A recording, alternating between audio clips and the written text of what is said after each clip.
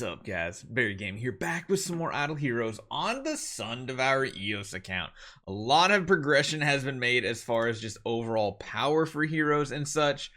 Still slowly making our way up to level 100. We're not going to quite make it there. We're going to run out of spirit. Once again, that's not anything we are not used to at this point. Although maybe we can purchase the small tier, like 100. And maybe the 30 and the small one. I really want to see that level 100 come up one. Oh no, it's nowhere near enough. We're gonna have to keep idling. We're at 98. We're getting so close. Still have a super powerful hero here, and we're still progressing through a bunch of game modes, mainly going for crazy high crit chance, not maximum anymore. And very high crit damage, mainly because we have crit here and everything. It does mean there's more RNG not having 100% crit chance, but for what we're doing, that is perfectly fine. We are all the way up to core, which means we need to start working on our other tenant heroes. And you'll notice here we're level 100 on our Holmes Young. We're level 100 on our Doom Terminator Vulcan. But there's one thing we need to do, and that is we need to cash 2 more of these in here, so that we can finish out the sublimation on this man right here. So this is going to get his basic attack to be stronger here. We're going to do this 4 times, 3 and 4. So now the sublimation is done. The hard part is now getting the resources to go to 120, because I think you need like 200,000, and you can see 153,000 stellar shards just for a single point. That gets a little sketchy. And yeah, we don't even really have anything per se on Shaho right now, so again, is what it is. But we do have a giant killer copy. Faction rules a little wasted, but overall the copy's good. Both these heroes at 390, mainly just because, again, we are having a severe lack of regular resources. I wish we had a bunch of those chests, but I think we've been cashing a lot of them, and we have some advanced chests. But we don't have any of those basic resource. Well, no, that's advanced too. That's advanced too. We don't have any basic ones from certain game modes. So it is what it is for that right now. The one thing this account I will say is severely lacking in, it's not even the treasure train. Because if we come over here and take a look at our treasure train power, it's like catching up to my own accounts. Like it's really catching up. What it doesn't have are certain key aspects of this tree right here. You can see we have a crazy 158% maim cold blood spirit, but again, our main percentage is so small because this hero, or this one, is so low. He's done a lot of rerolls, gotten some really good copies on these, but we just need more star spawn. That's simple as that. We're missing out on a lot of special things like dodge immunity offset, control immunity offset, all those special things.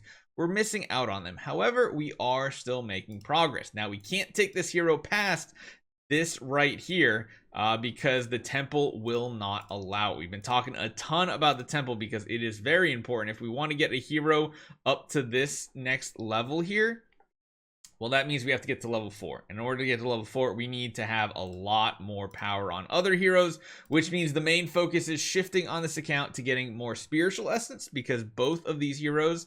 Oh, actually, no, he doesn't have his basic finished either.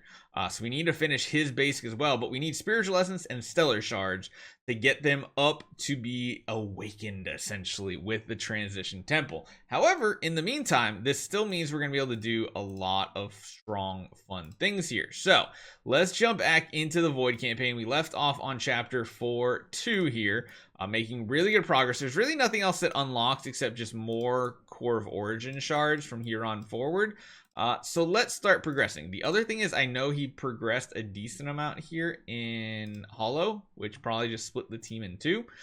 Let's see how this turns out. I don't know if this is going to be good. I don't know if this is going to be bad. But what we are going to see is if we can make progress today.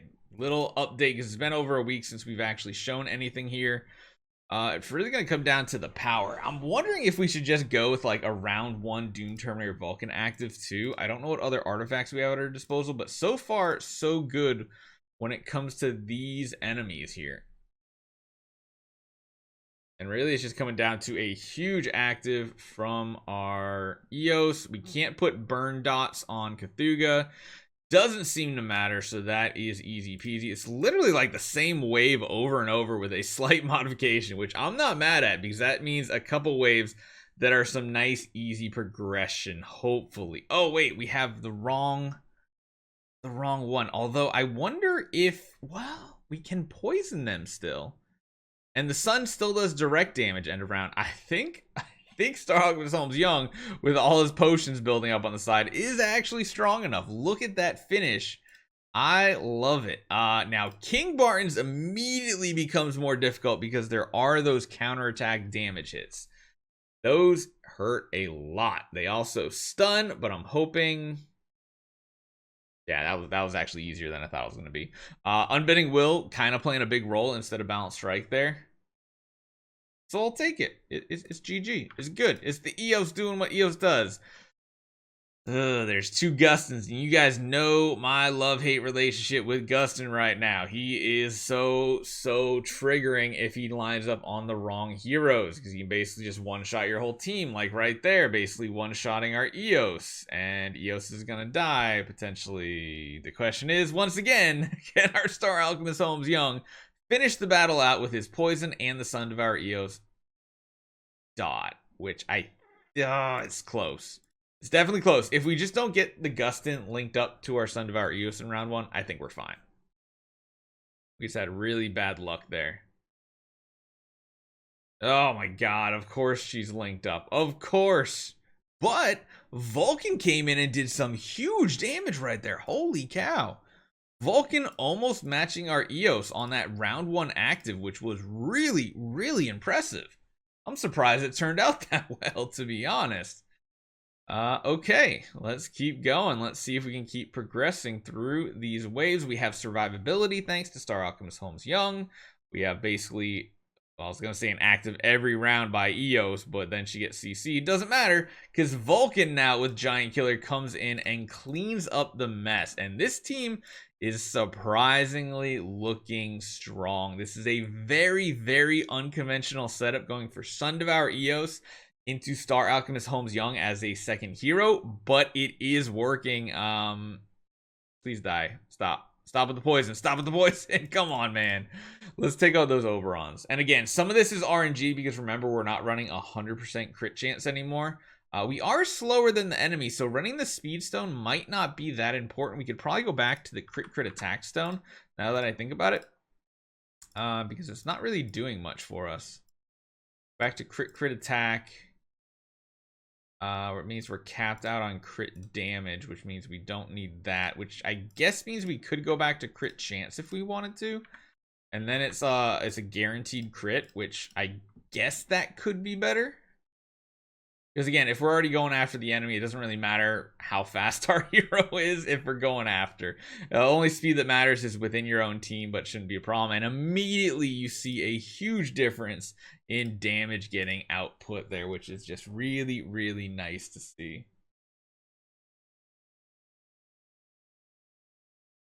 Rogans and Garuda's picking off targets. Luckily, Star Alchemist Holmes Young, perfect candidate to be in that front slot.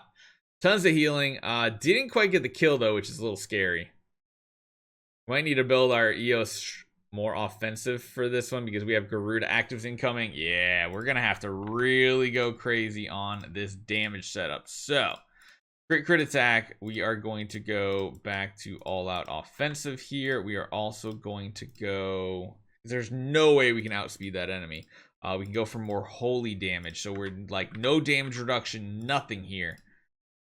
Let's see if it's enough. I think no matter what, our Vulcan's going to get taken out. Actually, maybe not. Maybe running Vulcan with an active as well might be a little extra damage that we need because this basic's probably not strong enough. Yeah, his active would be pretty close to being clutch. Like, we can survive all the Rogan hits, but then, yeah, the Garudas come in and just one-tap us. Let's see what type of energy artifacts do we have any laying around. Doesn't really look like it, so let's see what we can swap. Oh, I just realized he had that on too. Whoops. That doesn't help with survivability at all. Let's go with just a regular melodic strings then, and let's try round 1 active to see if it's a little bit of extra damage that'll make things worthwhile.